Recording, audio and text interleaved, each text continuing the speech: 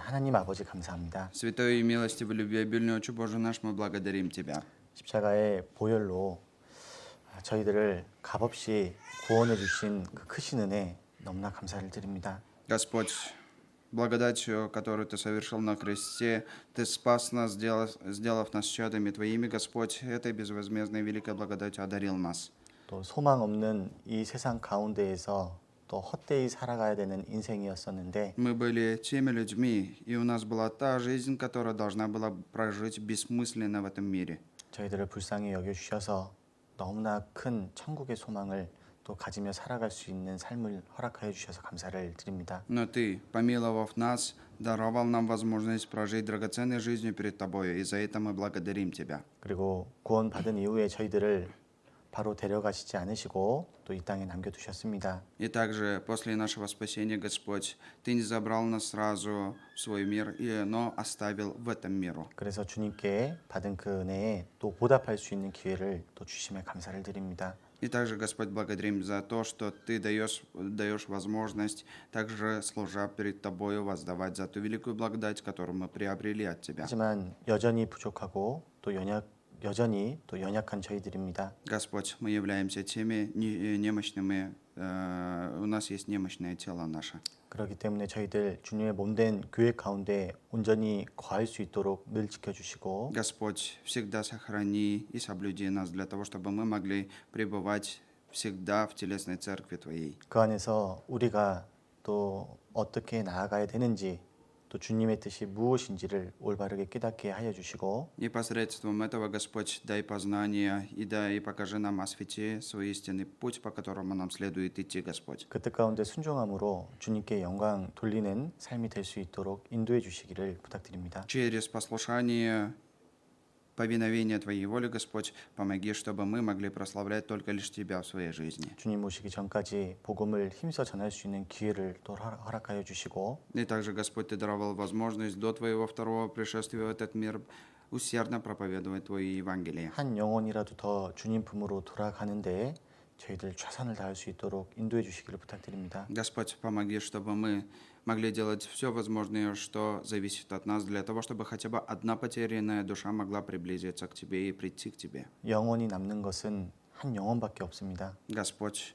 останется только лишь душа у человека. 가장 값지고 이 세상에서 값지고 귀한 일이 또 영혼을 건지고 영혼을 세우는 일입니다. Самое драгоценное и бесценное дело в этом мире также это возведение душ потерянных, Господь. 그 일이 가장 귀하고 또 가장 중요하다라는 것을 늘 알게 해주시고 Господь, дай познание во всякое время, что это дело является самым важным, Господь. 잠자는 자가 되지 않고 깨어서 그 일에 최선을 다할 수 있도록 도와주시옵소서. Господь, помоги, чтобы мы не были дремлющими людьми, но были бодрствующими, также делающими Твое дело. 그래서 이 세상을 바라보시며 슬퍼하시고 눈물 흘리시는 주님의 마음을 조금이나마 시원케 해드리고 또 기쁘게 해드리는 저희들이 되기를 간절히 소망합니다. Господь, в этом мире, когда ты наблюдаешь за этим миром, Господь, у Тебя помоги, чтобы мы могли даровать Тебе радость на сердце Твоем, Господь. 오늘 주일 말씀을 맞이해서 저희들 발걸음 인도하여 주심에 감사를 드립니다. Благодарим Тебя, Господь, за то, что Ты привел наши стопы на сегодняшнее слово. 말씀으로 저희들을 교훈하여 주시고 Просим Тебя, наставь нас, научи нас своим словом. 하나님의 말씀으로 받고 그 말씀이 마음에 새겨질 수 있도록 인도하여 주시옵소서. Господь, помоги, чтобы мы могли принять Твое слово и для того, чтобы оно могло посеяться в наших сердцах. 말씀을 단순히 귀로 듣고 흘리는 것이 아니라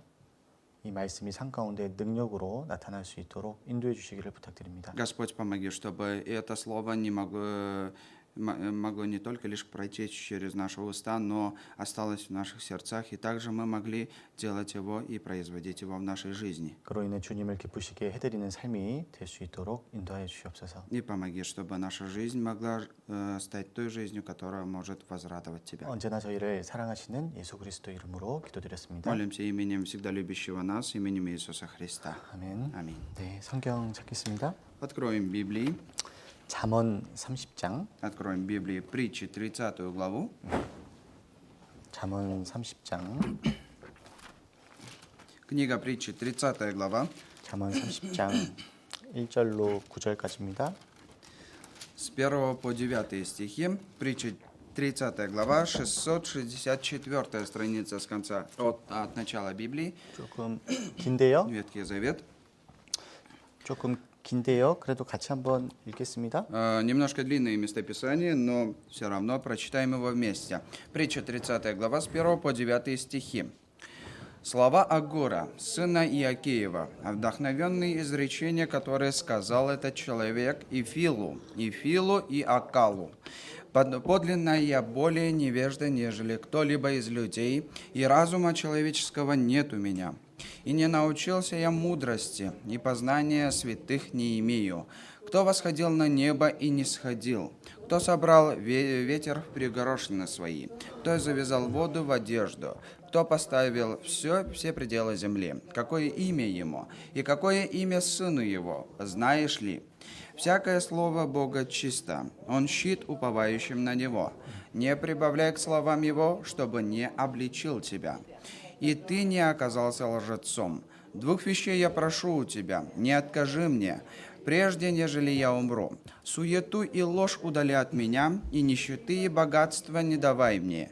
Питай меня насущным хлебом, дабы, пресытившись, я не отрекся тебя и не сказал, кто Господь, и чтобы, обеднев, не стал красть и употреблять имя Бога моего в суе.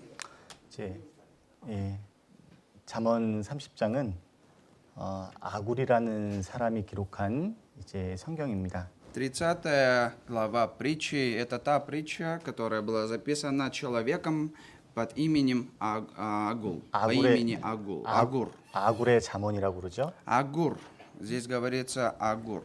이 아굴이라는 이 성경을 보면은요, 이 아굴이라는 사람이 얼마나 확실한 신앙을 가지고 있었던 사람인지를 알 수가 있습니다. Здесь мы можем видеть, насколько же была истинная вера у этого человека, человека Агура, который написал эту притчу. 그리고 우리가 하나님 앞에 어떠한 모습으로 나아가야 되는지를 살펴볼 수가 있어요. И мы через это можем увидеть, как мы должны предстать перед Богом, с каким образом. 이 아굴의 신앙은요, 지금까지도 믿는 사람들의 이제 본이 되고 많은 가르침을 받습니다. И эта вера Агура до сих пор является примером для многих верующих, и многие наставляются и назидаются посредством этого Писания. 무엇보다도 이 아굴은요, 하나님한테 인정받는 신앙이었어요. Более всего, самое важное, это жизнь вера Агура, это была той жизнью веры, которая была признана самим 그래서 Богом. 오늘은 이 아굴이라는 사람이 어떠한 신앙을 가졌고 Тогда мы сегодня вместе с вами посмотрим, какая же вера была у этого человека Агура, 우리가 이제 어떠한 모습을 배워야 되는지 좀 살펴보도록 하겠습니다. и чему же нам стоит научиться через это. Об этом мы вместе с вами поразмышляем. 먼저 아굴은 자신을 이렇게 소개를 하고 있어요. В первую очередь здесь Агур представляет себя так. 2절에 Во втором стихе. 나는 다른 사람에게 비하면 짐승이라 내게는 사람의 중명이 있지 아니하니라. Подлинно я более невежда, нежели кто-либо из людей. 어떻게 소개하고 있습니까? Как он представляет себя? 나는 다른 사람에 비하면 짐승이다. Я более невежда, нежели кто-либо из людей. Он сравнивает себя с животным по сравнению с другими людьми. 이제 그 말이 뭡니까? Что это за слово? 나는 다른 사람들보다도 훨씬 못하다. Это сравнение обозначает то, что он принижает себя и говорит, я ничего не умею по сравнению с другими. 참 소개를 하는데 자신은 그렇게 소개를 하고 있어요. Он представляет себя, но представляет себя в таком образе. 아굴은요, Агур 정말 마음이 겸손한 사람이었습니다. это действительно был смиренный в своем сердце человек. 그리고 마음이 정말 낮은 사람이었어요. И это действительно был очень смиренный в своем сердце человек. 하나님께 인정받는 신앙의 첫 번째는 무엇이냐면 겸손입니다. Что же, какой же первый из веры, какой же первый аспект, который поможет принять признание, получить признание от Господа в вере? 신앙의 시작은 겸손에서부터 시작이 되는 것입니다. Начало веры начинается со смирения. 성경에 보면 하나님께서는 겸손한 자에게 은혜를 베푸신다라고 말씀을 했습니다. Библия говорит, что Бог проявляет благосклонность к смиренным. 하나님의 은혜를 받는 통로는 겸손을 통해서입니다. И канал, путь, по которому можно получить Божью благодать, это через смирение. 신앙생활뿐만 아니라 구원을 받기 위해서도 가장 필요한 것이 무엇입니까? Но не только лишь для жизни веры, для приобретения, для получения спасения, что еще нужно? 겸손이에요. Смирение. 아무리 말씀을 들어도 왜 이 사람이 구원받지를 못하느냐를 보면은요, 마음이 겸손하지가 않습니다. Насколько бы человек не слышал это слово, насколько бы он не прослушивал его, но почему же, когда ты смотришь на него, думаешь, почему же он не может получить спасение, все от того, что у него гордое сердце. 로마서 2장에 보면은 사람이 구원받지 못하는 이유에 대해서 정확하게 말씀을 하고 В 계시죠. Римлянам 2 главе очень хорошо описывается причина, почему же люди не могут приобрести, не 그것이 могут получить 무엇입니까? это спасение. Что это? 모든 고집과 회개치 아니하는 마음을 따라서. Из-за несмиренного сердца своего, сказано там. 사람이 왜 구원받지 못합니까? Почему же человек не получает спасение? 고집 때문에. Из-за гордости своей, упорства своего. 내 생각이 맞다라고 생각하고, Потому что человек считает, что его мысли верны. 내 주장이 옳다라고 생각하고, Они считают, что их понятия, их какие-то размышления 정말 사람이 верны. 구원받기 위해서는 하나님의 말씀 아래로 내려가야 되는데 Для того, чтобы человек мог получить спасение, действительно человек должен принизить себя перед Словом Божьим. 말씀은 그래도 내 생각은 그렇지 않아. Но хоть и Слово говорит так, но мои мысли другие. 말씀 위에 자기가 올라가 버려 있어요. Себя ставит выше Слов Божьих. 하나님 위에 자신이 올라가 있습니다. Его он сам, его статус превышен перед Богом даже, выше Бога стоит. 그것이 고집이고 Это является гордостью, 그러한 упорством. 마음으로는 회개하며 나아갈 수가 없겠죠. С таким сердцем, с такой сущностью сердца человек не сможет смириться, не сможет действительно с покаянием прийти перед 근데 Богом. 사람이 고집을 부리는 이유는 Но в 무엇입니까? чем же причина, почему же человек упорствует всегда? 겸손하지 못하기 때문이에요. Потому что он не смирен. 교만하기 때문이죠. Из-за того, что он горд. 하나님보다 내 생각이 옳다라고 생각하기 때문이죠. Из-за того, что он считает, что его мысли верны, нежели мысли Божьи. 근데 마찬가지로 слова Божьи. 신앙생활에서도 마찬가지입니다. Точно так же это относится к жизни веры 신앙의 человеческой. 성공과 실패는 겸손하냐 겸손하지 않느냐에 따라서 달려 있죠. В зависимости от того, человек смирен или нет, смиренно-мудрен или нет, от этого зависит его развитие жизни веры.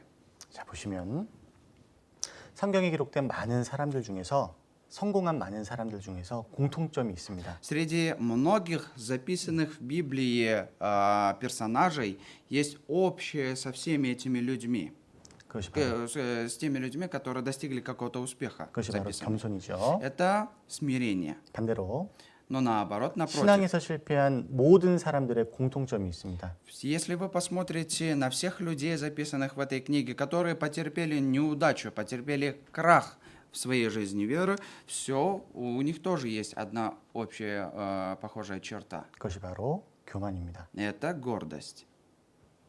자기 생각이, 자기의 행동이, 그리고 자기의 말이 최고라고 생각을 하는 Они 거예요. считают, что их мысли, их слова, их действия более верны.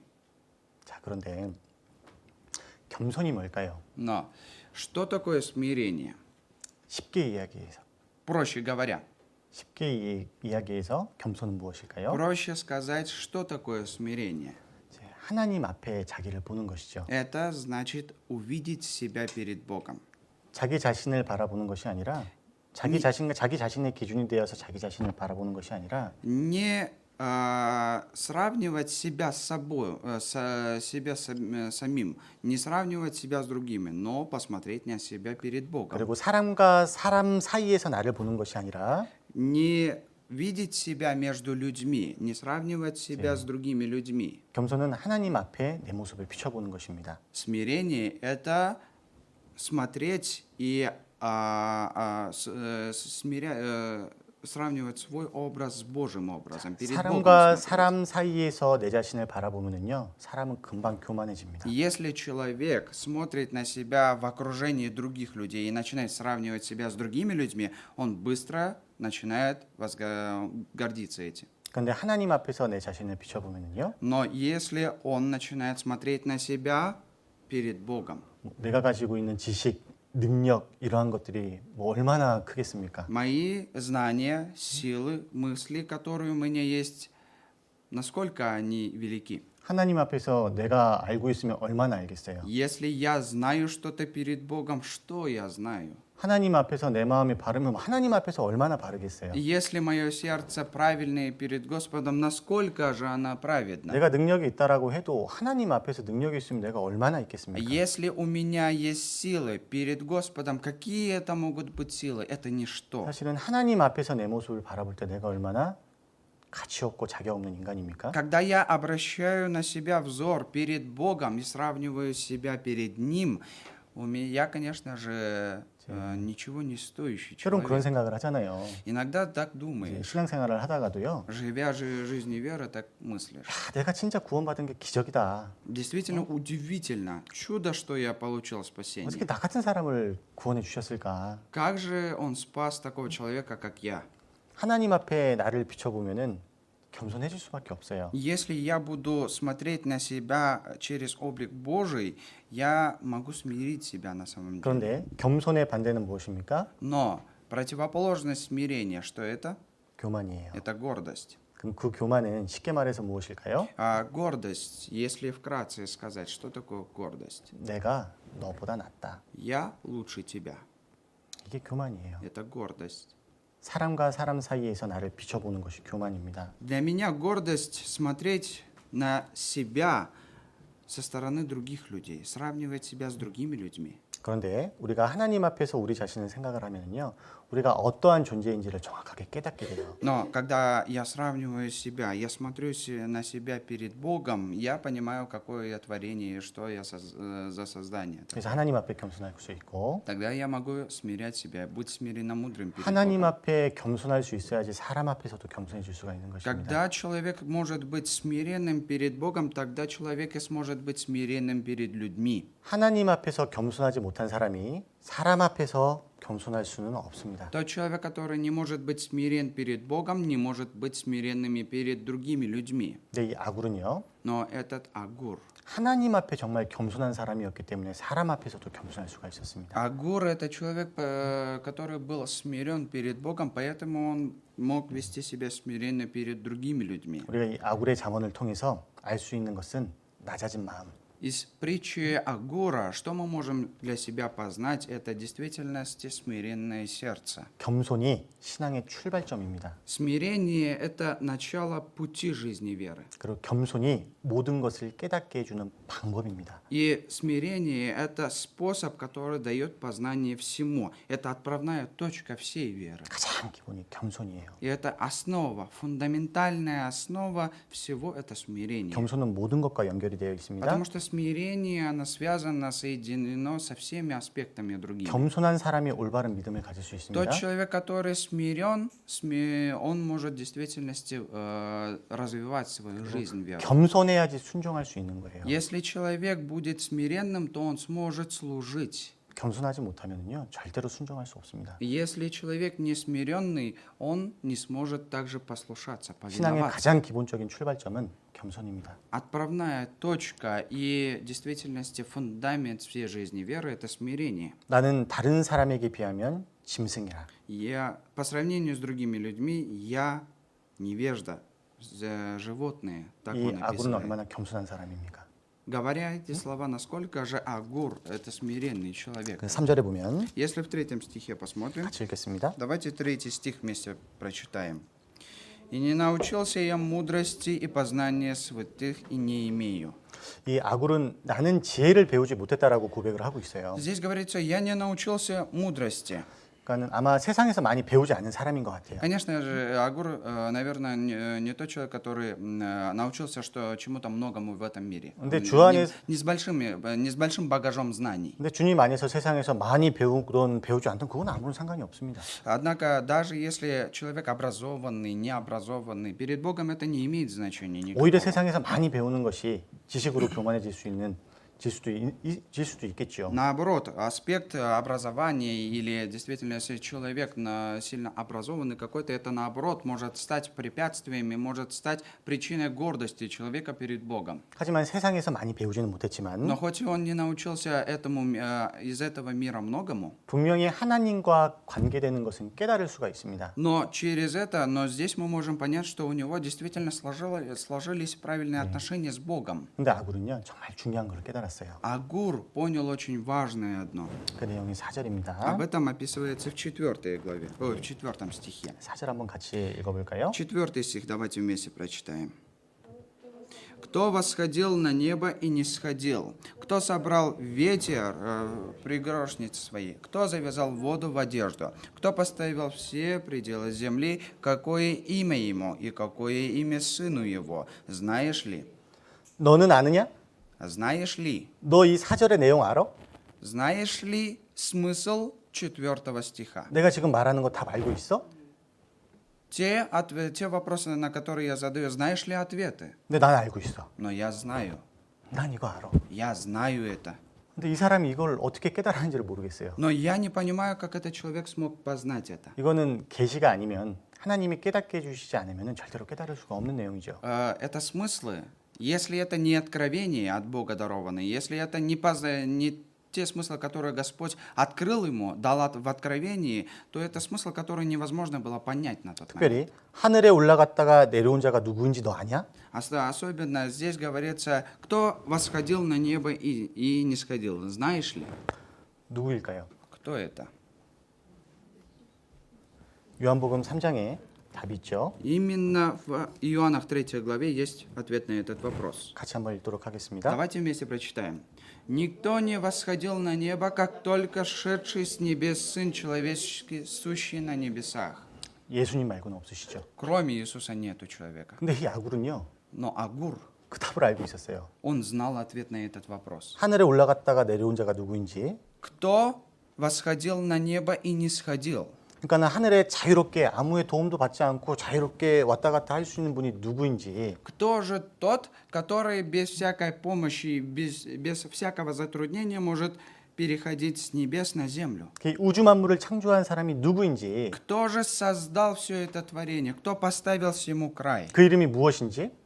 Какое имя ему? 그 아들의 이름이 무엇인지 너는 아냐? И какое имя сына его? Знаешь ли ты? 그러니까 이 아굴은 무엇을 확실하게 알고 있었습니까? Что же на самом деле отчетливо знал Агур? 성부와 성자에 대한 확실한 지식이 있었어요. У него в действительности было знание о небесном, действительность о духовном. 아굴은 이야기했습니다. И Агур сказал такие слова. 난 특별히 배운 것도 없고 아는 것도 없어. Многому чего я не научился. 하지만- Многого чего я не знаю. 하지만 나는 잠언 30장 4절은 확실히 알아. 근데 넌 안 아냐? Но притча 30 глава, 4 стих, на эти вопросы я знаю четкий ответ. А знаешь ли ты? 보십시오. Давайте посмотрим. 세상에서 아무리 아는 것이 많아도요. 아무리 아는 것이 많아도 Насколько бы знаний, насколько бы научений у нас этого мира много не было, 하나님에 대한 예수님에 대한 확실한 지식이 없으면 그것은 아무것도 모르는 겁니다. но если у нас нету знаний об Господе, об Иисусе, у нас нету ничего, нету никакого смысла другому образу. 주님께서 말씀하셨죠? Господь сказал такие 이 слова. 세상의 모든 학문을 초등학문이라고 말씀하셨습니다. Он сказал, что все в этом мире является суетным, ненужным. 반대로 Но 이 세상에 있는 지식을 아무것도 몰라도 даже если вы не знаете мудрости этого мира и не научены этим миром, 하나님에 대한 그리고 예수님에 대한 확실한 지식을 알고 있으면 다 아는 사람인 거예요. но если вы познали Господа и познали Иисуса, то вы тот человек, который познал все. 아굴은 그런 사람이었습니다. Агур был тем человеком, одним из тех людей, которые 아굴은 такие. 많은 것은 알지는 못해도 Агур, может, и не знал многого, 하나님에 대한 확실한 지식, но у него было четкое знание об Господе 예수님에 대한 확실한 지식, и также четкое знание об Иисусе. 가장 중요한 것을 알고 있었어요. Самый важный аспект он знал, 그리고 확신을 가지고 있었습니다. и у него была уверенность. 잠언 30장 5절 Давайте притча 30 глава, 5 стих. 같이 읽겠습니다. 5 стих. Если наши вместе прочитаем. «Всякое слово Бога чисто, Он щит уповающим на Него». 이 아굴의 신앙을 보면은요. Глядя на веру Агура, жизнь 첫 веру 번째는 Агура, 뭐였습니까? что в первую очередь было? 자신을 겸손하게 낮췄습니다. Он смирил себя. 그 다음은요. А потом 성부에 대한 성자에 대한 확실한 지식을 가지고 있었어요. У него было следующее, были твердые познания об отце и сыне. 그리고 세 번째는요. Третье, 하나님의 말씀에 대한 확실한 신앙을 가지고 있었습니다. у него была твердая вера в Слово Божие. 여기서 이 아굴이 뭐라고 고백을 하고 있습니까? Здесь что говорит Агур? О чем? 하나님의 말씀은 다 순전하다. Здесь говорится, в 5 стихе говорится, всякое Слово Божие чисто. 모든 말씀이 전부 다 순전하다. Всякое Слово чисто.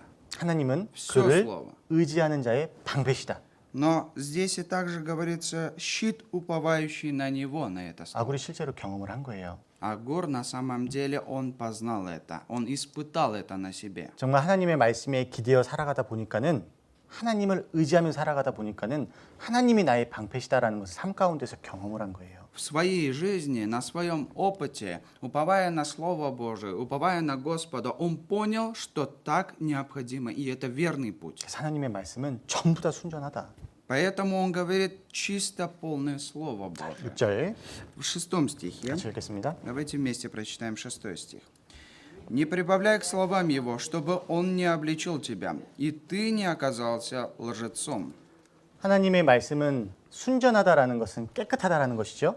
Говорится здесь, всякое слово Бога чисто, оно полностью, в априори чисто, 그러니까 свято. 성경은 다 하나님의 말씀이니까는 거기에 더하거나 제하지 말아라. Из-за того, что Слово Бога является в действительности святым, поэтому нельзя ни добавлять, ни убавлять. 더하지도 말고 Не надо прибавлять, 섞이게 하지도 말고 не надо смешивать. 말씀을 있는 그대로 믿어야 된다. Нужно верить так, как записано в Слове. 이게 아굴의 신앙의 모습이었어요. Это был образом жизни Агура, жизни веры Агура. 그러니까 이 아굴은 정말로 성경을 가까이 하고 정말로 성경을 열심히 읽은 것을 알 수가 있을 것 같아요. Через это мы можем познать вместе с вами, что Агур – это тот человек, который много познал Слов Божьих и в действительности много изучал Слов Божьих. 그리고 정말로 그 말씀에 기대었더니 И тогда, когда он уповал на это Слово, 하나님은 그를 의지하는 자의 방패시니라.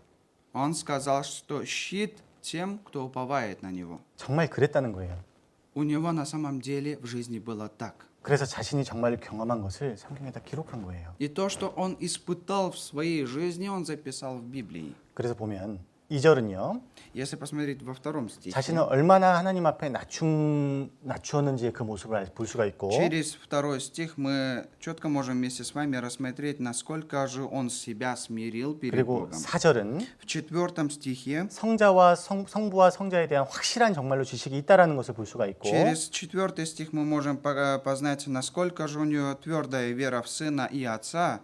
그리고 5절과 6절까지의 말씀을 보면은 이 아굴은 말씀에 대한 확실한 신앙을 가지고 있었어요. Но с 5 по 6 стихи определенная вера у него была в Слово Божие и знание. 근데 이러한 신앙을 가지고 있었던 아굴이 삶을 살아가는 목적이 무엇이었을까요? Но какова же цель жизни Агура, у которого была такая вера? 그래서 아굴은 하나님께 두 가지를 구했습니다. Поэтому Агур попросил 2 вещи у Господа. 그 밑에 실제 아굴의 생활이 나와 있죠. Внизу на самом деле описывается реальная жизнь Агура. 이러한 신앙을 가진 사람의 삶의 모습입니다. И образ жизни человека, у которого есть такая вера. 7절에 В 7 стихе. 같이 읽겠습니다. Вместе прочитаем. 2 вещей я прошу у тебя, не откажи мне, прежде, нежели я умру. 이 말은 내가 정말로 살아있는 한 꼭 두 가지만 주십시오. Пока я жив, дай мне только 2 вещи. 이 아굴은 하나님께 두 가지를 구했어요.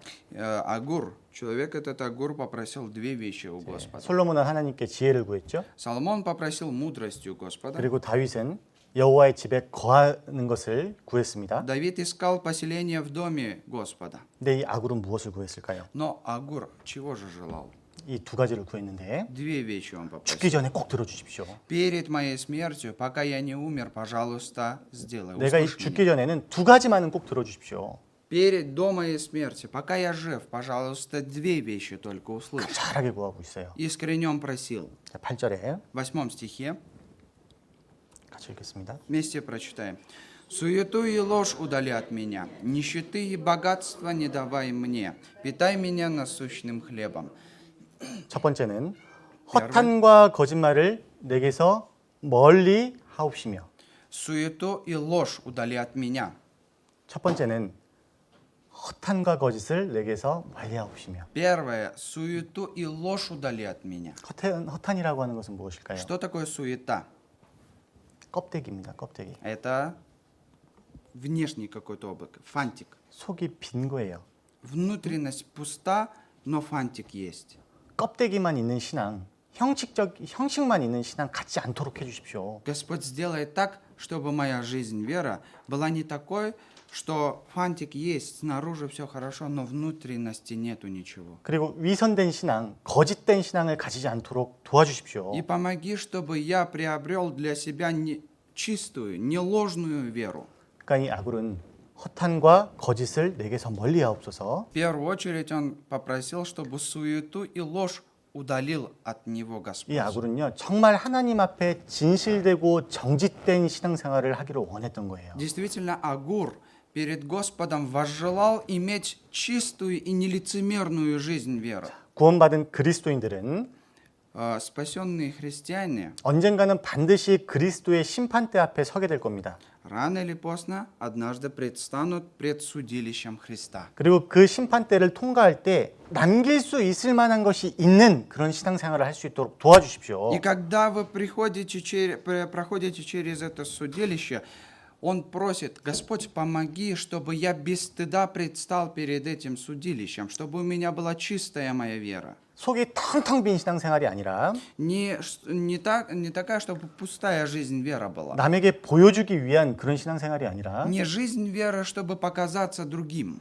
거짓되고 외식되고 위선된 신앙생활이 아니라 Не ложная, лицемерная, лицемерная жизнь веры, чтобы не была такой. 정말 하나님 앞에서만 Чтобы в действительности перед Господом, 하나님 앞에서만 바르고 하나님 앞에서만 진실된 신앙생활을 할 수 있도록 도와주시라고. помоги мне, пожалуйста, для того, чтобы моя жизнь, вера была истинной и праведной перед Тобою. 그것을 기도하고 있어요. Об этом он молится. 참 이 아굴이라는 사람 멋있지 않습니까? Не велик ли этот человек, Агур? 정말 멋있는 신앙을 가지고 있다라고 생각이 들어요. Я считаю, что у него большая, красивая действительность. 이 вера 사람은요 была. 오직 하나님이었어요. У этого человека приоритетом в действительности стоял Господь. 하나님 앞에 인정받기를 원했고 하나님 앞에서만 잘 보이기를 원했어요. Он только желал получить признание перед Богом и в действительности хотел показаться только лишь перед 이 Богом. 아굴은 무엇을 가장 중요하게 여겼냐면 Агур что же считал очень важным? 하나님 앞에 자신의 모습을 가장 중요하게 생각을 했어요. Он считал свой образ наиважнее перед Богом, не перед другими. 혹시라도 내가 익숙해져 버릴 수 있는 그 신앙생활 가운데에서 И среди этой жизни веры, которая у человека становится обыденной, привычной, 하나님 앞에 올바르지 않는 신앙의 모습으로 서지 않을 수 있도록 기도하고 있는 거예요. он молится о том, чтобы его жизнь, вера действительно была искренней и праведной перед Богом. 정말 이 아굴은 하나님만을 사랑하고 하나님밖에 모르는 И 사람이었습니다. этот человек Агур был действительно любящим Бога и знающим только Бога человек. 그리고 이 아굴의 그 첫 번째 기도를 통해서 И через первую молитву, молитвенную просьбу Агура, 우리가 항상 돌아봐야 될 부분들이 분명히 있겠지요. обязательно в нас также есть те аспекты, в которых мы должны себя изменять. 우리가 하나님을 위해서 신앙생활을 하는데 Мы же жизнью веры живем ради Бога. для 하나님 Бога. 앞에서 위선되고 거짓되는 모습이 않을 수 있도록 И для того, чтобы у нас не была наша жизнь, вера не превратилась в формальную какую-то оболочку, формальную форму жизни 그리고 веры. 형식적이고 껍데기만 남아있지 않도록 И чтобы не осталась просто какая-то только оболочка, внешняя оболочка. 사실은 아굴의 기도가 우리의 기도가 되어야 되겠죠. Молитва Агура такая должна быть и нашей молитвой. 그리고 우리가 하나님 앞에서 실제적인 신앙생활의 모습이 이러해야 되겠죠. И наша настоящая жизнь, вера, в действительности должна быть такой перед Богом. 하나님 앞에서 정말로 정직되고 진실된 모습이어야 되겠죠. Мы должны стать истиной и действительно предстать честно перед Господом. 근데 이것을 우리가 늘 마음에 품고 살지 않으면은요. Если мы не будем всегда помнить об этом в нашем сердце, 이것을 잊고 살아가면은요. если мы будем забывать об этом, 우리도 모르게 하나님 앞에서 위선적인 신앙이 될 수가 있어요. наша вера Не подозревая об этом, даже наша вера может стать ложной, лицемерной и формальной. 그리고 просто. 거짓되고 형식적인 신앙의 모습이 될 수 있습니다. Действительно, она может стать ложной и лицемерной жизнью веры. 어떻게 보면 그것이 우리가 가장 경계해야 되는 이제 경계해야 될 대상이죠. И действительно, такая вера должна быть предметом нашей самой большой заботы, чтобы этого не стало. 네, 레위기 11장에 보면 Левит 16 главе, 이제 부정한 в 새에 11 главе, 부정한 새에 대해서 기록이 되어 있어요. об это там записано о богатых людях. 특히 이제 올빼미, 부엉이 이런 아. 것은 부정한 아니, 새다라고 기록이 되어 있는데 Нечистых птицах, нечистые крылатые существа. 왜 부정하다라고 되어 있을까요? Почему же там так описывается? 덩치가 큰 것처럼 보이거든요. Потому что у них тело большое, 그런데 날개 빼면은요 요만해요. а если крылья распахнуть, у них маленькие крылья. 겉으로만 크게 보이는 거예요. Облик у них большой, но когда они раскрывают свои крылья, крылья маленькие. 속은 쫙 비어 있어요. Внутренность маленькая, внутренность 그리고 пуста. 이제 학과 그리고 황새의 종류를 부정하다라고 했는데 Относительно также аиста говорится здесь. 겉과 속이 다른 모습을 가르치죠. Тип отдела аистов относится к человеку, который отличается внешне и внутренне. 사진을 좀 보여드렸어야 되는데 Конечно, я хотел фотографию показать вам. 학과 황새를 보면은 굉장히 우아합니다. И 이렇게 돼 있어요. на аиста, если посмотреть, он так возвышается, он в действительности поднимается. 그런데 먹는 것을 보면은요 죽은 Но- 사체를 먹어요.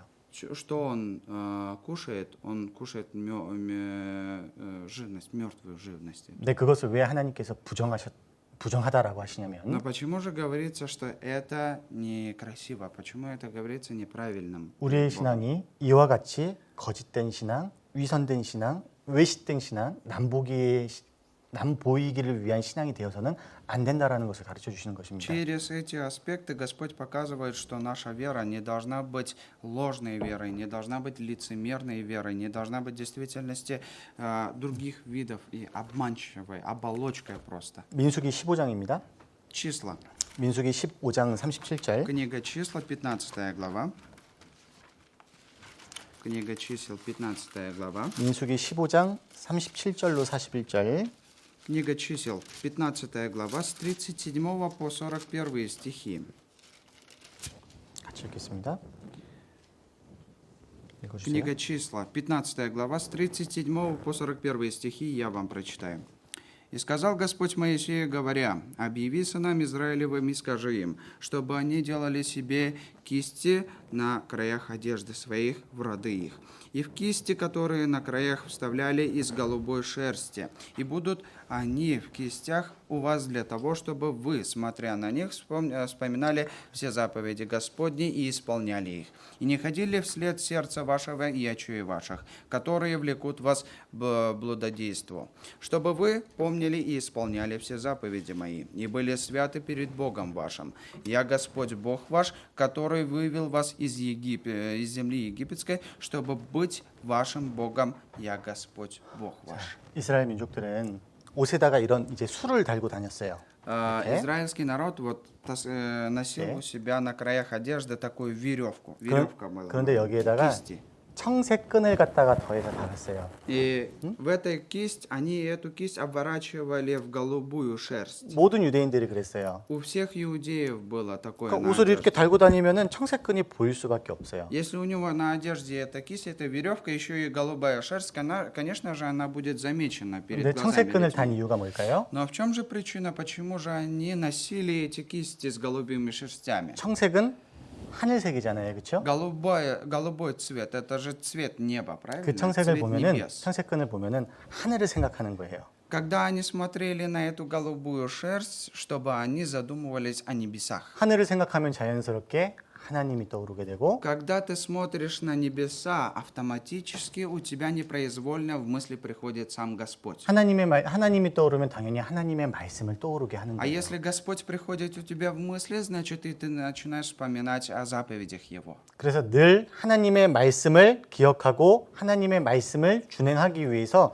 늘 보이는 데다가 청색끈을 달고 다닌 거예요. Для того, чтобы всегда, во всякое время помнить о заповедях Божьих, исполнять эти заповеди, они носили эти кисти с голубыми шерстями. 사람만 마주치면 무조건 볼 수 있게. Для того, чтобы, когда ты только встречаешься с человеком, чтобы ты вспоминал об этом всегда. 아주 좋은 의미를 가지고 있죠. Это, конечно же, за собой очень несет такой глубокий и хороший смысл. 그런데 이 마태복음에 보면 이게 완전히 의미가 바뀌어져 버리게 돼 В 있어요. Матфеях, если мы посмотрим в Матфеях, этот смысл абсолютно меняется. 어떻게 바뀌었냐면 Каким образом он изменяется? 마태복음 23장 5절에 앞에 보실게요. Матфея 23 глава 5 стих, обратим внимание на экран.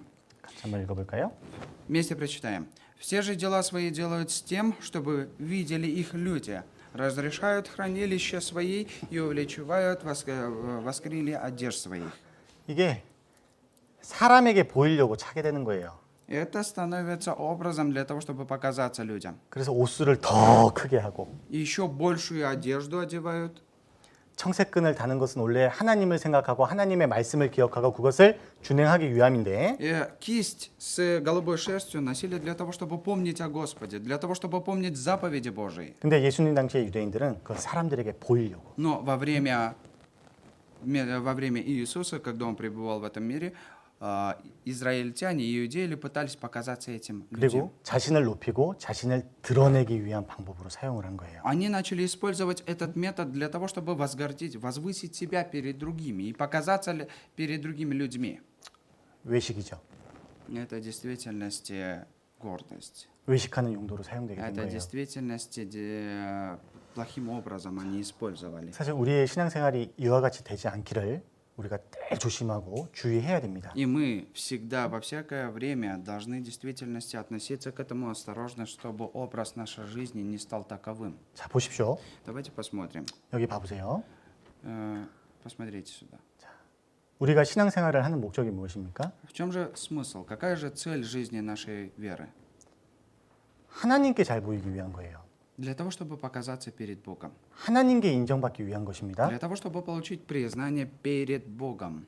사람에게 잘 보이고 사람에게 인정받으려고 하는 것이 아니에요. Мы жизнью веры живем не для того, чтобы получить признание и показаться перед людьми. 하나님한테 잘 보이려고 하는 거예요. Мы живем для того, чтобы показаться перед Богом, 그런데 получить похвалу от Него. 하나님께 잘 보이려고 하는 사람과 사람에게 잘 보이려고 하는 사람의 차이점이 무엇인 줄 아십니까? Но знаете, в чем же отличие от человека, который хочет показаться перед людьми, и человека, который хочет показаться перед Богом? 하나님께 잘 보이려고 하는 사람들은요, 변함이 없습니다. У людей, которые хотят показаться хорошо перед людьми, у них никаких изменений нету. 누구 앞에서든 Кто бы это, перед кем бы 어떤 это ни- 상황에서든 в какой ситуации бы он это ни делал, 변함이 없어요. нету никакого изменения.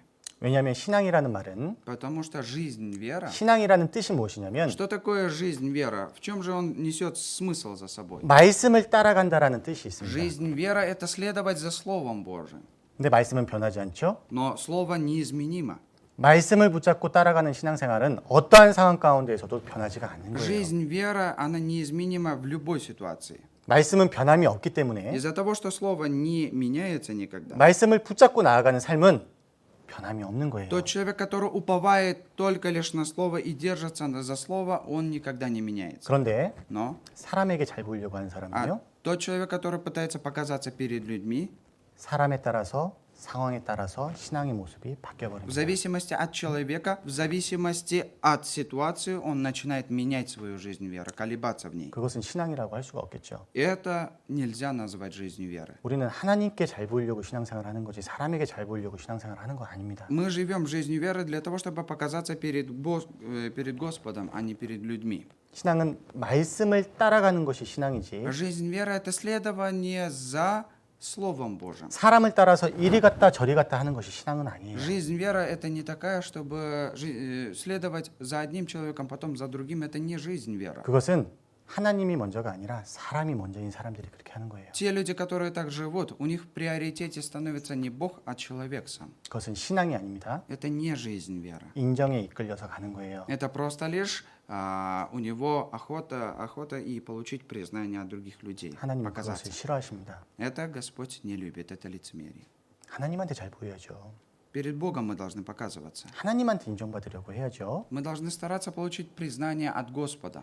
근데 사람에게 보이기 위해서 신앙생활을 하는 것을 하나님께서는 외식한다라고 말씀을 하시는 거예요. Но человек, который пытается жить жизнью веры для того, чтобы показаться перед людьми, а не перед Богом, это Господь их назвал лицемерами. 왜냐하면 Почему? 사람에게 잘 보이려고 신앙을 이용하는 거잖아요. Потому что он подстраивает свою жизнь, веру для того, чтобы показаться перед людьми. 하나님이 보실 때 얼마나 거짓되고 얼마나 외식돼 보이겠습니까? Перед Богом, насколько же это лицемерно будет выглядеть, насколько это ложно будет выглядеть. 우리가 이러한 모습을 주의해야 돼요. Мы должны избегать этого образа. 그리고 우리가 신앙생활이 남보기 위한 신앙, 거짓된 신앙, 위선된 신앙이 되지 않기 위해서는 어떻게 해야 될까요? Для того, чтобы наша жизнь, вера не стала ложной, не стала лицемерной, что же нам нужно предпринимать, что же нам нужно делать? 민수기 15장 39절로 40절 보겠습니다. Откроем числа 15 главу, числа 15 глава с 39 по 40 стихи. 39절로 40절. 162 страница от начала Библии, 162 страница от начала Библии. Книга числа, 같이 읽겠습니다. 15 глава с 39 и 40 стихи. Если нашли, вместе прочитаем. «И будут они в кистях у вас для того, чтобы вы, смотря на них, вспоминали все заповеди Господни и исполняли их, и не ходили вслед сердца вашего и очей ваших, которые влекут вас к благодейству, блудодейству, чтобы вы помнили и исполняли все заповеди мои и были святы перед Богом вашим». 여기 답이 있죠. Здесь есть ответ на этот вопрос. 39절에 В 39-м. 보고, Смотря, 무엇을 바라보는가? на что смотрит человек? 이스라엘 민족들은 술을 보고 여호와의 모든 계명을 기억하고 준행했다라고 말씀하고 Смотря 있습니다. на них, вспоминал все заповеди Господни и исполнял их, записано здесь. 하나님이 우리에게 주신 청색근이 무엇일까요? Какая же голубая шерсть нам дарована от Господа? 우리에게도 청색근을 주셨어요. Господь тоже дал нам голубую шерсть. Какая она? Что это? 말씀이잖아요. Это же слово. 그 말씀을 보면서 우리는 무엇을 생각해야 됩니까? Когда мы смотрим на это слово, о чем мы должны задумываться? 무엇을 기억해야 Что 됩니까? мы должны помнить вместе с вами? 하나님께 받은 은혜를 기억해야 되는 Мы 거예요. должны помнить о благодати, которую мы получили от Бога. 예수님께서 나에게 주신 그 은혜를 보고 기억하는 것입니다. Мы должны смотреть на благодать, которую мы приобрели, и помнить о ней. 우리가 어떻게 구원받았는지를 기억하는 거예요. Мы вспоминаем через это, как мы приобрели для себя это спасение, как мы получили ее. 예수님이 나를 위해서 죽어주셨습니다. Иисус ради меня умер. 나를 위해서 십자가에서 모든 피와 물을 다 흘리셨어요. Ради меня всю воду и всю кровь пролил на кресте. 그것을 보고 기억하는 거예요. Мы, смотря на это, помним об этом. 위선되고 거짓된 그 신앙생활이 되지 않기 위해서는 Для того, чтобы наша жизнь, вера не стала лицемерной, не стала ложной, 예수님 바라보는 겁니다. мы уповаем и смотрим на Иисуса. 다른 거 바라보니까는 거짓되고 위선된 신앙생활이 되는 거예요. Из-за того, что человек начинает смотреть на другие какие-то вещи, поэтому у него жизнь, вера становится лицемерной. 사람에게 잘 보이려고 하고 다른 거 보니까는 하나님 앞에서 거짓되고 위선된 신앙생활이 되는 겁니다. Из-за того, что человек начинает уповать и смотреть на других людей и подстраивать свою жизнь по жизнь веры, чтобы показаться для других людей, поэтому у него ложная и лицемерная жизнь вера проходит. 그렇게 되지 않기 위해서 가장 근본적인 것이 예수님 바라보는 거예요. Для того, чтобы так не произошло, самое основное, что нужно делать, это уповать и смотреть на 십자가의 은혜를 Иисуса. 바라보는 것입니다. Смотреть на благодать креста, которую мы приобрели. 우리는 말씀을 보고 주님께서 나를 위해서 해주신 일을 잊지 말고 기억해야 되겠죠. Мы должны всегда смотреть на Господа и не забывать о той благодати, которую Он сделал ради нас, о том деле, которое Он сделал ради 근데 нас. 중요한 것은 Но самое важное, 보고 생각하고 기억하는 것만으로 끝나는 것이 아닙니다. но нельзя заканчивать тем, что смотреть, вспоминать и все на этом. 40절에 보면, 30절에 보면, 39절에 보면 В 39 стихе. 이 술은 너희로 보고 여호와의 모든 계명을 기억하여 준행하고 Смотря на них, вспоминали все заповеди Господни и исполняли их. 우리에게 주님께서 우리에게 명하신 그 말씀을 준행할 때 어떻게 됩니까? Когда мы вспоминаем о всех заповедях Господних, что нужно делать? 방종케 하는 자기의 마음과 눈의 욕심을 쫓지 않게 하고 하나님 앞에 거룩하게 될 것이다. И исполняя их, и не ходили вслед сердца вашего и очей ваших, которые влекут вас к блудодейству. 우리가 이렇게 해야죠. Мы должны так поступать. 이것이 본문에서 나오는 아굴의 신앙이었잖아요. И это стих описывает жизнь, веру Агура, которого мы до этого читали. 근데 이 아굴이 이런 신앙을 가질 수 있었던 이유는 정말 말씀이 굳게 섰습니다. Но в чем же причина? Почему же у Агора была такая жизнь вера? Потому что он погружался в это слово, стоял твердо в этом слове. 이 아굴은 다른 게 아니라 말씀만 붙잡았어요. Агур только лишь держался и уповался на Слово Божие. 그리고 그 말씀을 붙잡고 그 말씀을 준행하며 Он, 살았습니다. держась за это Слово, для него было приоритетом и принципом его жизни Слово Божие. 사람을 붙잡고 상황을 붙잡은 것이 아니었어요. Он не уповал, он не держался за какие-то обстоятельства, за какие-то внешние факторы, не за людей. 하나님 때문에 신앙생활을 하는 거고 Он ради Бога жил жизнью веры. 하나님에게 잘 보이려고 신앙생활을 하는 거고 Он жизнью веры жил для того, чтобы показаться перед Богом. 하나님께 인정받기 위해서 신앙생활을 하는 거였기 때문에 Из-за того, что он жил жизнью веры для того, чтобы получить признание от самого Бога, 그 기준이 되는 하나님의 말씀만 붙잡고 산 거예요. 나아간 거예요. его принципом жизни было Слово Божие, за которое он держался. 그랬기 때문에 Из-за того, что он так делал, 하나님 앞에 진실되고 정직한 신앙생활을 할 수 있었습니다. поэтому у него была возможность прожить действительно твердой и истинной жизнью веры. 그랬기 때문에 하나님 앞에 인정받는 신앙의 모습으로 나아갈 수가 있었죠. Тогда у него появилась возможность в действительности предстать перед Господом жизнью веры, которая была признана самим Богом. 그리고 거짓되고 위선된 신앙을 피해야 되는 동시에 우리는 또 어떤 신앙을 피해야 될까요? И среди этих лицемерных и ложных жизней веры еще чего мы должны остерегаться с вами вместе? 형식적인 신앙.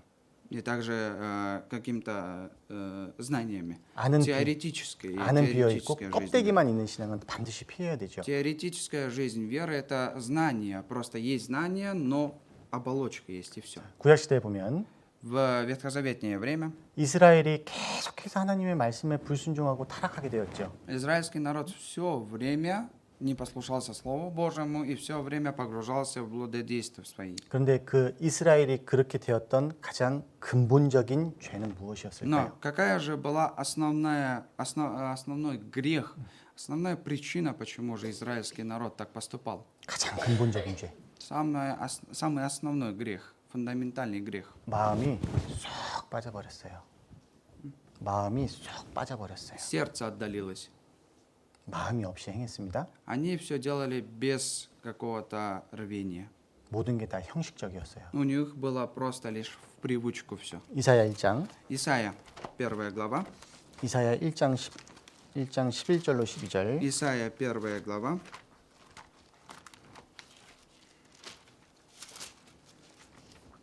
Книга Исайя, 1 глава. 12절. Книга Исайя, 1 глава, 680 страница с начала Библии, с 11 по 12 стихи. Исайя, 1 глава, с 11 по 12 стихи. 같이 읽겠습니다. Если нашли, вместе прочитаем. «К чему мне множество жертв ваших, говорит Господь?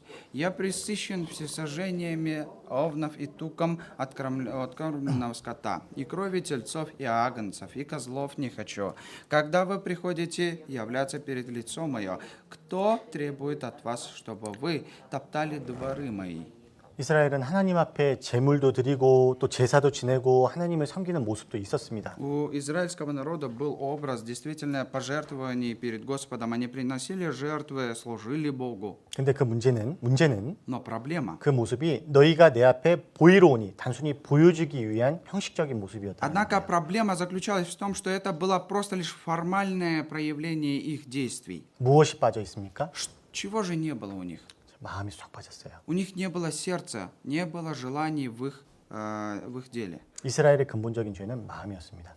Основным грехом Израиля было сердце. 마음이 없이 하나님께 행하는 거였어요. Они делали все, ходили перед Господом без своего сердца, без 여전히 желания. 성전에서 제물을 드리고 제사를 드리고 이제 모든 갖춰진 것들은 다 했지만 마음은 드려지지가 않았습니다. Израиль все еще имел форму жертвоприношений в храме. Они делали это, они приносили жертву Богу, но сердце также Господу не отдавали свое. 예수님 당시에 유대 종교가들이 그러했었던 것처럼 이사야 당시에 이스라엘 민족들도 그러한 모습이었었어요. Подобно тому, как иудейские религиозные деятели лицемерили также во время пребывания Иисуса в этом мире, такой же образ был у израильского народа во времена ветхозаветного времени. 하나님은 그런 남유다 이스라엘에게 뭐라고 책망하십니까? Когда Иисус Южной Иудеи, что Он сказал, как Он обличал их? 너 내 마당만 밟고 있어.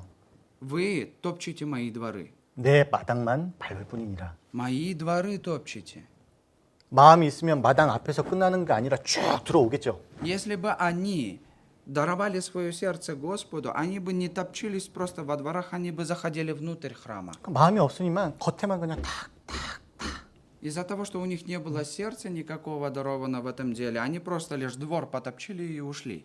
형식적이게 돼버린 거죠. Это просто формальная жизнь веры. 마음이 빠져나간 형식만 있을 때 그것이 이제 마당만 밟는 신앙이다라고 이야기할 수가 있겠죠. Когда у нас такая формальная жизнь веры проявляется в человеке, это можно сказать, что жизнь веры, которая просто топчет двор. 이사야 29장 13절. Исайя 29 глава, 13 стих.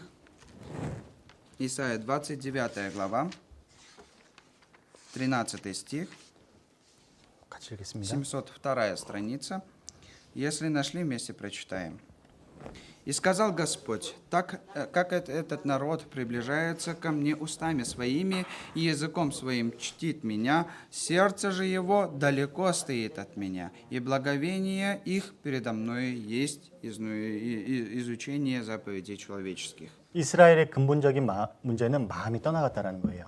Основная проблема Израиля заключалась в отрыве сердца их от Господа. 하나님 앞에 마음이 없이 행하는 거예요. Они ходили перед Господом без сердца. 근데 더 큰 문제는 뭔지 Но 아십니까? еще большая проблема в чем заключалась? 입은, Устами, 입술은 своими устами. 하나님을 가까이하고 입술로는 존경한다라는 거예요.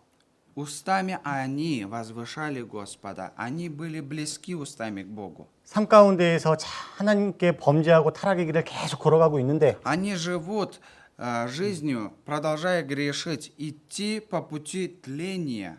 삶 가운데서는 하나님과 관계없이 살아가고 있는데 Своими действиями показывают безразличное отношение к Богу, 입으로만 거룩하게 가는 거예요. но только лишь светят Его своими устами. 나는 하나님을 사랑하고 Я люблю Бога. 나는 하나님을 섬기며 살아갑니다. Я служу Богу и живу. 근데 삶의 모습은 전혀 그렇지가 않아요. Но образ жизни на самом деле не таков. 입술로만.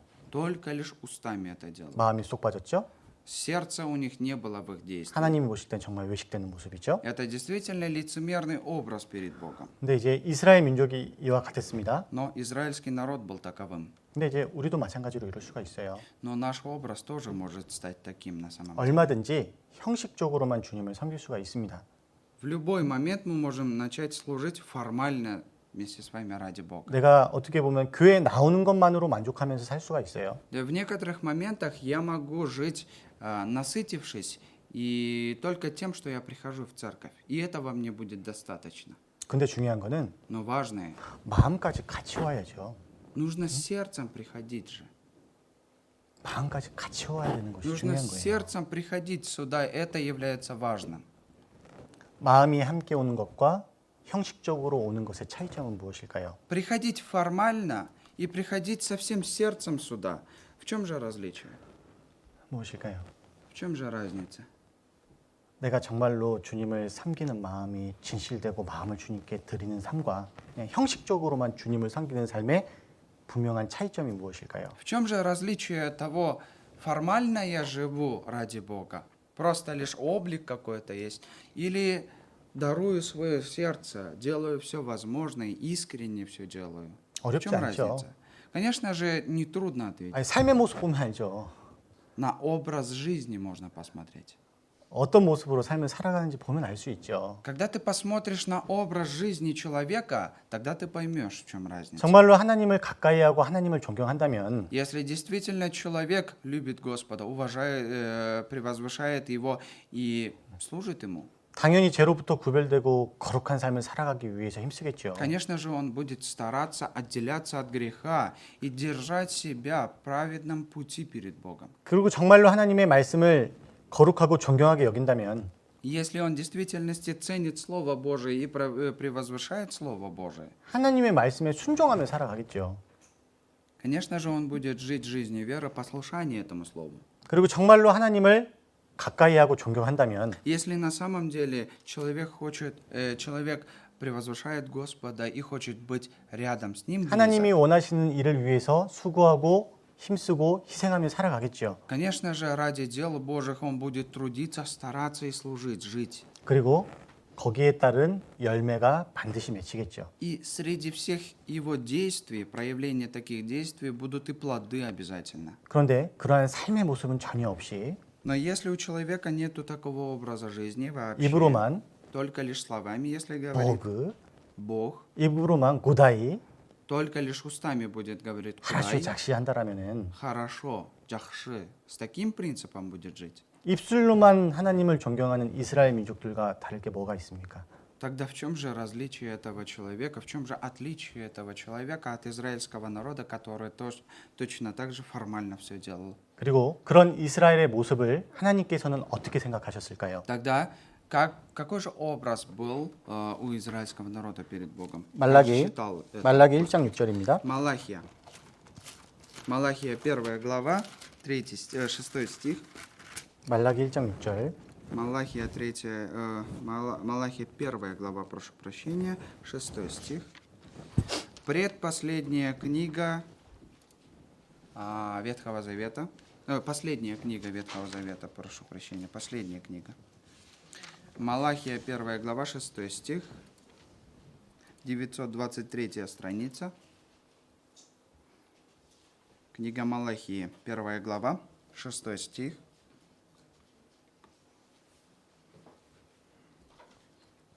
같이 읽겠습니다. Если нашли, вместе прочитаем. «Сын чтит отца и раб господина своего. Если я отец, то где почтение ко мне? Если я Господь, то где благовение предо мною? Говорит Господь Саваоф вам. Священники, бесславящие имя мое, вы говорите, чем мы бесславим имя твое?» 입술로만 하나님을 존경하는 유대인들에게 하나님께서 경고하시는 말씀이에요. Это слово обличения, предупреждения для иудеев, израильского народа, который только лишь своими устами превозвышал Бога. 뭐라고 말씀하시냐면 Что здесь говорится? 하나님을 너의 아버지를 높이는 정도로만 높여도 Даже вы, если будете, как сын чтит отца своего, 하나님을 자기의 주인을 높이는 정도로만 높여도 너가 하나님을 멸시하지 않을 것이다. и так, как и раб чтит господина своего, если вы так будете делать, 그러니까 하나님은 너희가 지금 나를 멸시하고 있다.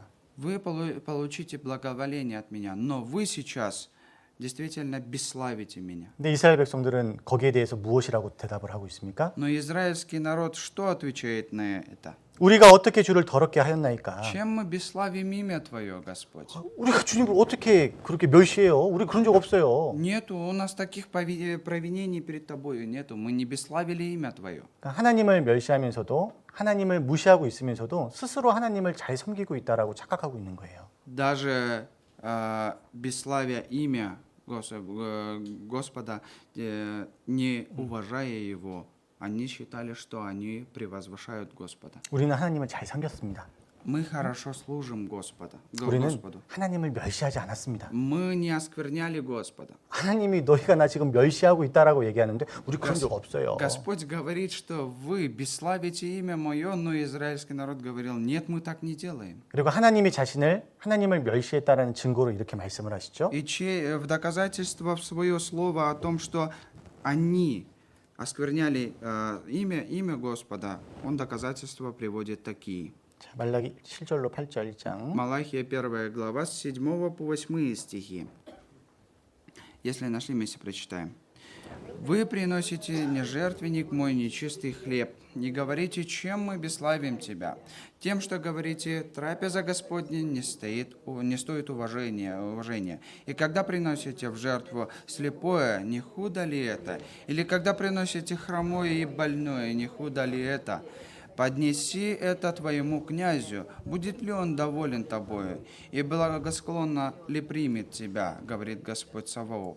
눈먼 희생으로 하나님께 드리고 저는 것 병든 것으로 하나님께 드렸는데 어떻게 이게 악하지가 않느냐? И когда приносите в жертву слепое, и не худо ли это? Приносите хромое и больное, не худо ли это? 그런 재물을 한번 총독한테 드려봐라. 총독이 받겠느냐. Попробуйте это отнесите своим князьям. Примут ли они это с благоволением? 곧 하나님을 총독 정도로 생각을 하지를 않은 거예요. Они даже не почитали Господа и не приносили им чистую жертву. 높으신 하나님, 위대한 하나님을 멸시하는 모습이죠. Это образ в действительности презрения к вышестоящему Богу. 근데 이제 정말 문제는 뭐냐면 Но в чем же заключалась основная проблема? 제사장들이 정말 하나님께 흠이 있고 병든 제물을 드리면서도 자신들은 의무를 다 하고 있다라고 생각을 한 Но 거예요. священники также считали, что выполняли свой долг даже после того, когда приносили неправильную и хромую жертву, 하나님을 нечистую. 멸시하고 하나님을 무시하고 있으면서도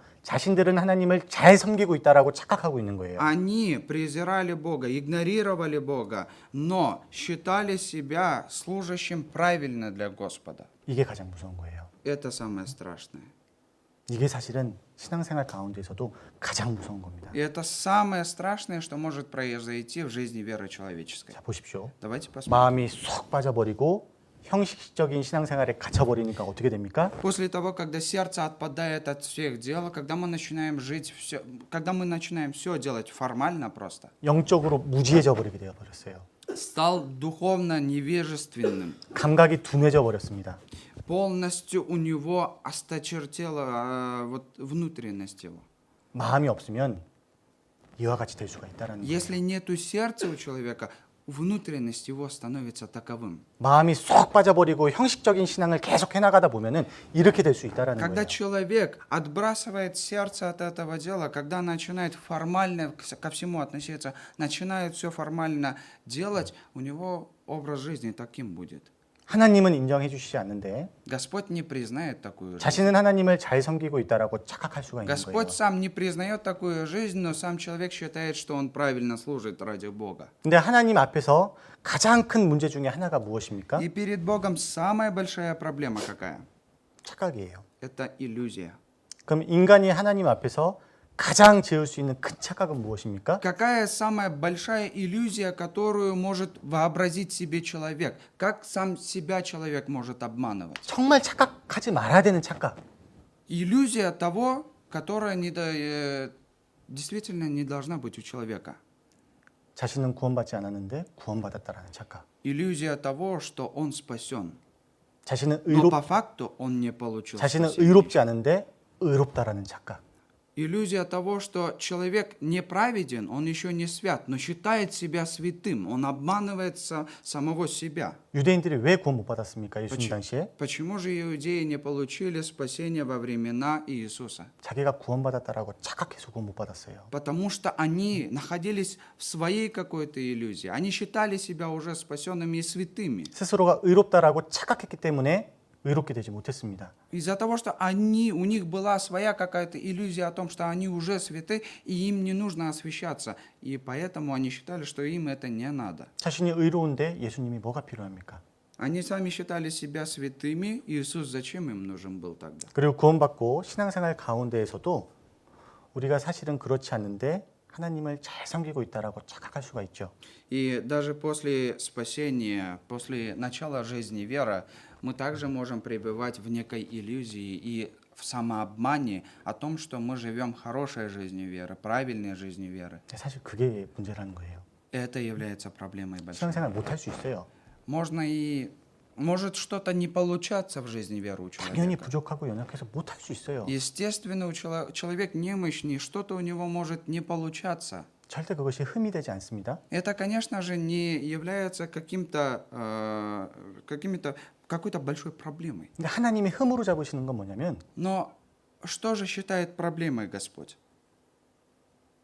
제대로 섬기지 못하고 있는데 제대로 섬기고 있다라고 착각하는 거예요. Человек не может нормально служить ради Бога, не служит нормально ради Бога, но сам в себе считает, что он служит правильно и 하나님 хорошо. 보실 때 거짓됐다라는 것입니다. Перед Богом это ложное служение, говорится. 하나님 보실 때는 부족해도 진실된 걸 원하시는데 Перед Богом, что же Господь желает? Даже если у человека что-то не получается, но Он хочет, чтобы мы искренне представали 하나님 перед 앞에 Ним. 거짓됐다라는 거예요. Перед Богом Бога обманываешь, получается, если ты таким образом служишь. 왜 착각할까요? Но почему же люди находятся в иллюзии? Почему же сами себя обманывают люди? 왜 사람들이 자신의 모습을 착각할까요? Почему же люди занимаются самообманом? Почему же они убеждены, что их образ праведный? 이유는 한 가지죠. Одна причина. 말씀에 비춰서 자신의 모습을 진실되게 보지를 못하는 거예요. Люди на себя внимания не обращают посредством Слова Божьего. 우리가 늘 이 말씀에 비춰서 내 모습을 올바르게 봐야 되는데 Мы всегда должны обращать внимание на себя посредством в свете Слова Божьего. 말씀에 비춰서 내 모습을 보지를 않는 거예요. Но люди не обращают на себя внимания и не смотрят на себя через Слово Божие.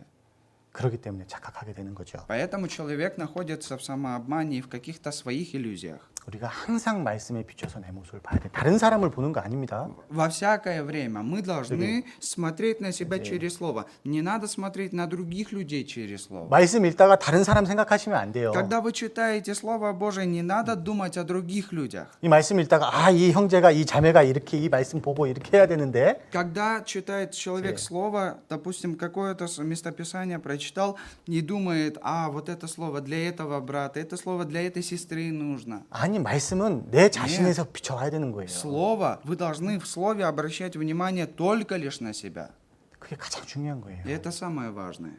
그리고 그 가운데에서 나를 좀 거룩하게 포장하려고 하지 말고 И среди этого всего не надо выставлять себя в какой-то в хорошем облике, не надо себя освещать. 부족하면 부족한 대로 Насколько вы немощны, так же и немощно представлять себя. 정직하게 자신의 모습을 인정하고 있는 모습 그대로 주님 앞에 나와야죠. Перед Богом нужно представать таким, какой ты на самом деле есть. И не нужно скрывать что-то от Него. И нужно полностью открыто перед Ним быть. 그런 открытым 사람은 быть. 주님 앞에 자신이 늘 부족하다라는 것을 알죠. Тогда через это человек каждый день сможет познавать, что он немощен. 그렇기 때문에 마음이 늘 낮아질 수밖에 없고 Когда он будет это понимать, с каждым днем его сердце будет смиряться. 늘 마음이 겸손해질 수밖에 없겠죠. Через это у него будет возможность быть смиренно мудрым. 그리고 자신의 그런 모습을 잘 알고 있기 때문에 잠잠히 교회 안에서도 신앙생활을 할 수 있겠죠. И когда человек будет знать свое сердце, когда он будет знать свое состояние, тогда он сможет и жить правильной жизнью веры в церкви.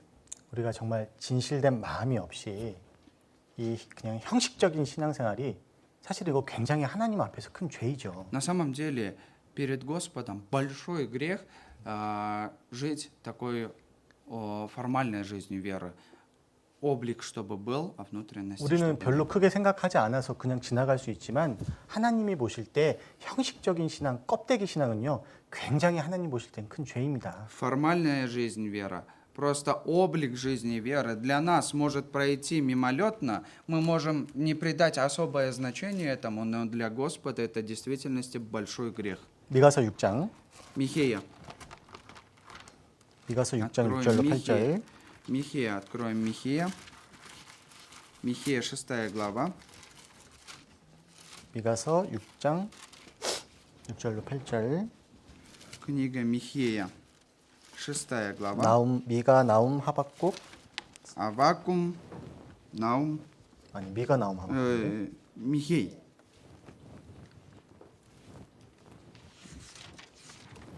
Авдия, 성경은 다 Иоанн, 찾아보셔요. Михей, 902 страница. Михея, 6 глава, 6 по 8 стихи. 같이 읽겠습니다. Откроем все местописания. 6 глава, 6 по 8 стихи. Если нашли, вместе прочитаем. «С чем предстать мне пред Господом? Преклониться перед Богом Небесным и предстать ли перед Ним во всесожжениями? С тельцами однолетними, но можно ли угодить Господу 1000 овнов или нечистыми потомками Илия? Разве дам Ему первенца моего за преступление мое, и плод чрева моего за грех души моей?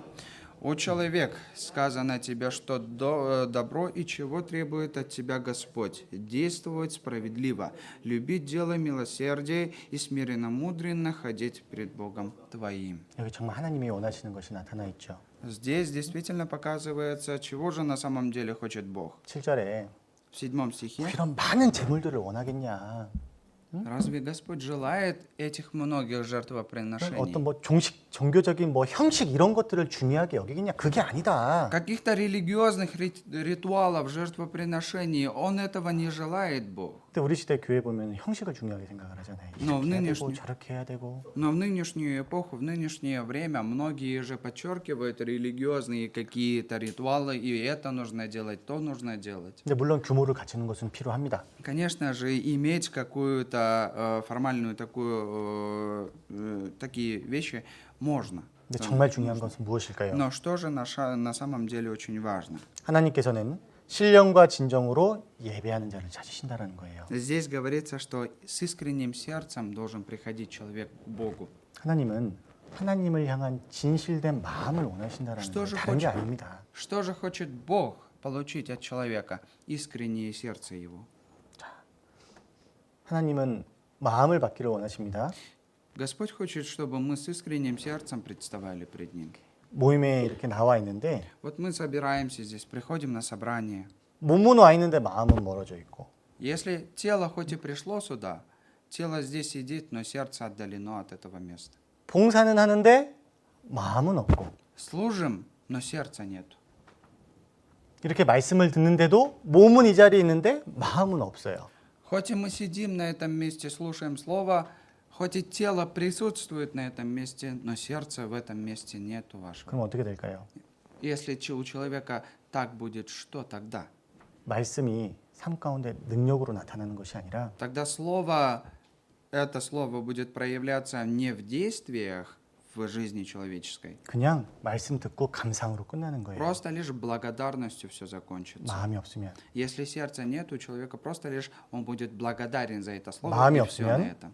Если не будет сердца, 자기가 듣고 싶은 말만 들으려고 합니다. человек будет стараться слышать те слова, которые он просто лишь хочет услышать. 마음이 없으면 Если не будет сердца, 마음이 없으면 если не будет сердца, 아무것도 깨달아질 수가 없습니다. ничего познать и понять невозможно будет. 마음이 없으면 Если не будет сердца, 마음이 없으면 если не будет сердца, 말씀이 절대로 삶 가운데 능력으로 나타나지 않습니다. Слово Божие не будет проявляться в действиях в жизни человеческой. 내 안에 거하라.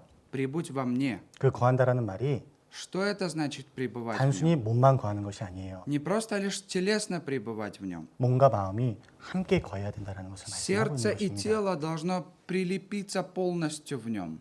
그랬을 때 하나님께서 공급해 주신 것을 따라서 올바르게 성장이 되는 거예요. Тогда от зависимости наполнения Божьих наставлений, от этого будет и изменение в жизни человеческой. 마음이 없으면 Если не будет сердца, 그것이 하나님 보실 때 마당만 밟는 신앙이 되는 것입니다. это будет жизнь, вера перед Господом, которая просто будет топтать двор Божий. 우리가 마당만 밟는 신앙이 되지 않기 위해서 늘 깨어 있어야 되는 Для 거예요. того, чтобы наша жизнь, вера не стала той жизнью, вера, которая будет просто лишь топтать двор Божий, нам нужно всегда бодрствовать. 이거 주의하지 않으면요, 진짜 어느 순간에 나도 모르게 그냥 형식적이게 되어버릴 수가 Если 있어요. я не буду полностью сконцентрирован, не буду начеку, в любой момент, даже не подозревая об этом, моя жизнь вера может превратиться в формальную жизнь. 마음이 없는 것이 모든 문제의 근본적인 시작이 됩니다.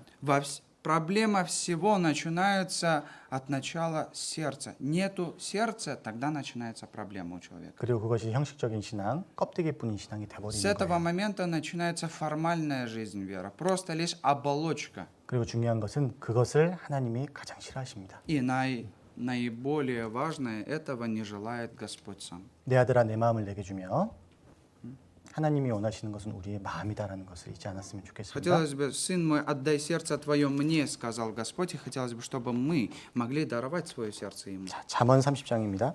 Притчи, 30 глава.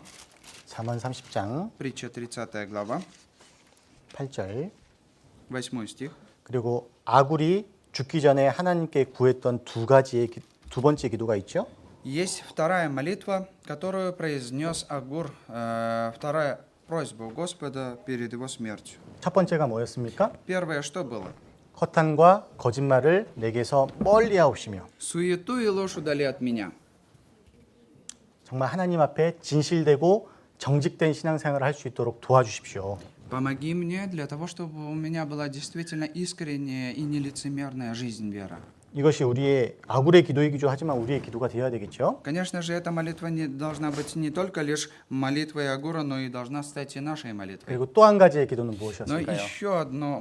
еще одна молитва такая была. 나로 가난하게 하지도 마옵시고 부하게도 하지 마옵소서. 오직 필요한 양식만 내게 먹이시옵소서. Нищеты и богатства не давай мне, питай меня насущным хлебом. 무슨 말이에요? Что это за слово? 주님 날 가장 잘 아시잖아요. Господь же хорошо, наилучше, кто меня знает, это Бог. 가난하게도 말고 니- 부하게도 말고 적당하게 먹고 살 수 있을 정도로만 주십시오. Нищеты не давай мне, и богатства не давай мне. Дай умеренность, чтобы я мог прожить. 왜냐하면 Почему? 9절에 답이 있죠. В 9 стихе есть ответ. 같이 읽겠습니다. Вместе прочитаем. «Дабы, присытившись, я не отрекся от тебя, и не сказал, кто Господь, и чтобы, обеднев, не стал красть и употреблять имя Бога моего в суе». 하나님 나는 연약한 사람이기 때문에 내가 육신적으로 너무 잘 되면 혹시 하나님을 떠날까 멀리할까 두렵습니다. Господь, мне страшно, если ты дашь мне возможность разбогатеть в финансовом плане каком-то, я если буду, будет хорошее состояние, я отдалю сердце от тебя и забуду тебя. Этому мне 그리고 страшно. 반대로 내가 너무 어려우면 Но если наоборот, противоположно, если мне очень будет трудно, 내가 너무 연약하다 보니까 혹시 하나님의 이름을 욕되게 할까 두렵습니다. и если мне будет очень трудно и нечего будет, может, есть даже, я, чтобы не роптал на тебя. 그러니까 하나님이 가장 잘 나를 아시지 않습니까? Господь, наилучше ты сам знаешь меня.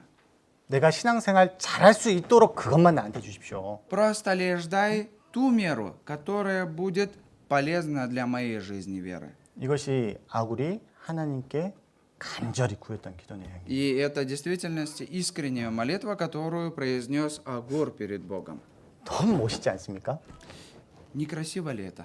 진짜 멋있지 않습니까? Не прекрасно ли это? 이렇게 구했던 목적이 뭡니까? В чем же смысл? Почему он так просит у Бога? 이걸 보면은 이 아굴이 인생을 살아가는 목적이 무엇인지를 정확하게 알 수가 있어요. Через это, читая эти слова, мы можем понять, в чем же заключается суть жизни Агура. 이 아굴은요 인생의 목적이 육신이 아니었습니다. Цель, причина жизни Агура была не телесные какие-то насыщения. 정말 이 짧은 생을 하나님께 바르게 행하는 것. Действительно, у него было желание, чтобы этот краткий срок его жизни он прожил ради Бога. 정말 이 짧은 생을 살아가는데 정말 신앙을 중심으로 살아가기를 원했던 거예요. Он же возжелал действительно искренне прожить ради Бога всю свою жизнь, которая у него была. 특별한 게 아니었습니다.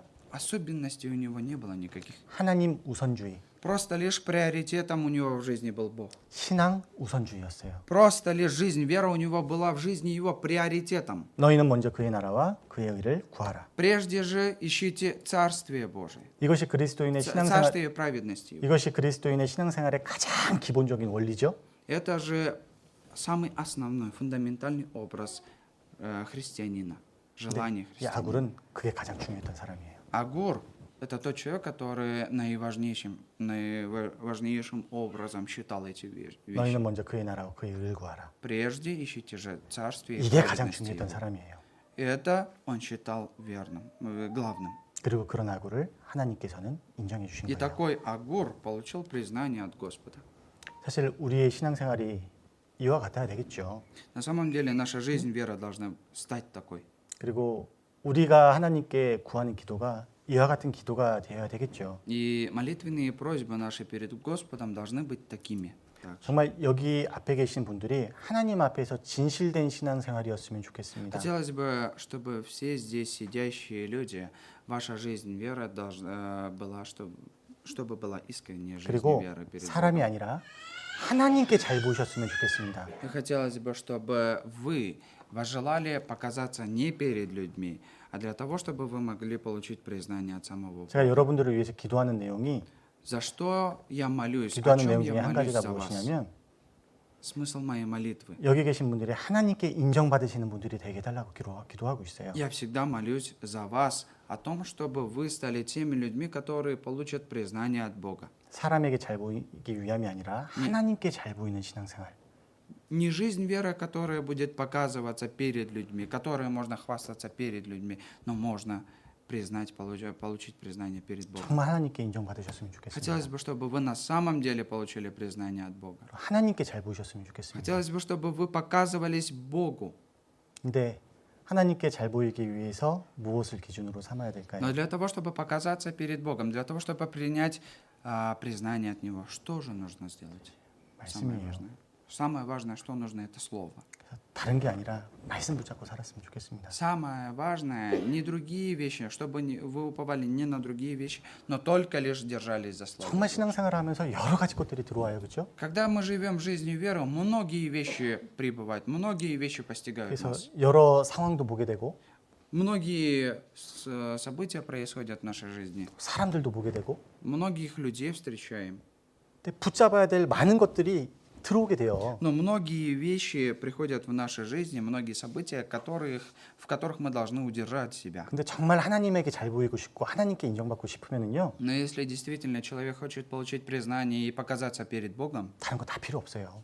других вещей его абсолютно не нужно. 오직 말씀만 붙잡으면 됩니다. Только лишь слово, только лишь за слово нужно цепляться. 오직 하나님만 붙잡으시면 돼요. Просто лишь можно держаться за Господа, за Слово Божие. 그래서 오직 하나님께 인정받는 사람들이 되셨으면 좋겠습니다. Хотелось бы, чтобы вы стали теми людьми, которые только получат признание от Бога. 아무리 사람들에게 인정받아도 하나님께 인정받으면 아무런 의미가 없습니다. Насколько вы не получали признание от людей этого мира, но если от Господа не получите признание, все бессмысленно. 오직 하나님께 인정받는 그리스도인들이 되셨으면 좋겠습니다. Хотелось бы, чтобы вы стали теми христианами, которые получат признание только лишь от Господа. 그럼 우리가 나아가야 될 가장 좋은 길로 주님께서 인도해 주실 거예요. Тогда Господь будет вести нас по тому пути, праведному пути, который нам будет надобно. 자, 기도하겠습니다. Помолимся вместе.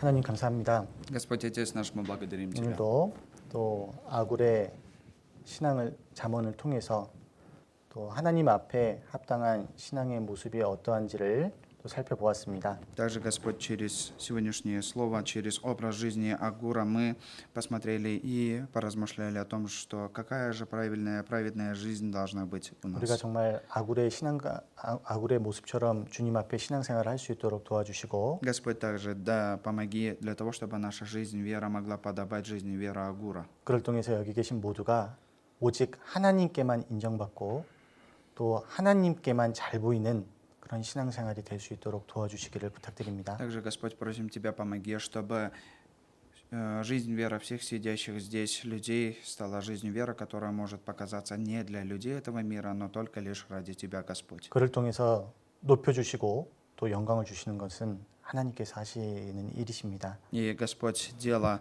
которое Ты даровал нам, это дело, в котором мы должны будем трудиться и служить. 먼저는 그의 나라와 그의 의를 구하는 삶이 될 수 있도록 도와주시고 Господь, помоги, чтобы наша жизнь веры стала такой, в которой мы будем в первую очередь искать царствие и праведности Твоей. 온전히 주님 앞에 마음을 드리고 나아가는 삶이 될 수 있도록 인도해 주시기를 간절히 부탁드립니다. Господь, просим Тебя, веди нас, чтобы мы всегда ставили приоритетом для себя Твое дело, Господь, и Твое царствие. 다음 주부터 시작되는 또 이스쿨 또 까라꿀 집회를 위해서도 주님께서 함께하여 주시기를 부탁드립니다. Также, Господь, просим Тебя прибудь вместе с нами на том семинаре, который на следующей неделе начнется на Исыкуле, Господь. 또 귀한 영혼들이 주님 품으로 돌아와서 주님께 기쁨이 되는 시간 될 수 있도록 인도하여 주시옵소서. Господь, помоги, чтобы многие души, которые потерянные души, многие могли возвратиться к Тебе, Господь, посредством Слова 그를 위해서 Твоего. 저희들 같은 마음으로 또 하나된 마음으로 함께 주님 앞에 간절히 구하며 나아갈 수 있도록 인도해 주시기를 부탁드립니다. Господь, просим Тебя, чтобы мы единым сердцем пред Тобою могли вопрошать этого. 언제나 저희를 사랑하시는 예수 그리스도 이름으로 감사하며 기도드렸습니다. С благодарением молимся именем всегда любящего нас, именем Иисуса Христа. Аминь. Аминь. 네, 스파시바 발쇼이. Спасибо 저기 большое.